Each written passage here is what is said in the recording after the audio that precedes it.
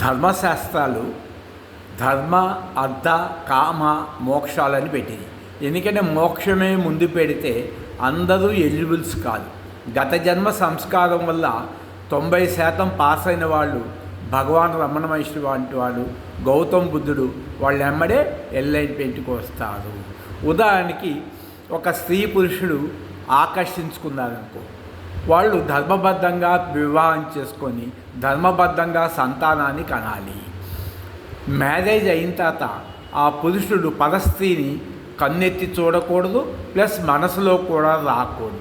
అలాగే స్త్రీకి కూడా తన భర్త తప్ప పరాయి పురుషుడు కన్నెత్తి చూడకూడదు, లోపలికి రాకూడదు. ఒకవేళ పరపురుషుని చూసినా కూడా లోపల చిత్తంతోకి కామవాసన రాకూడదు. ఇది ధర్మం.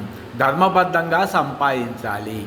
అది ధ్యానానికి ఉపయోగించుకుంటూ మోక్షాన్ని పొందినవాడే చతుర్విధ పురుషార్థము.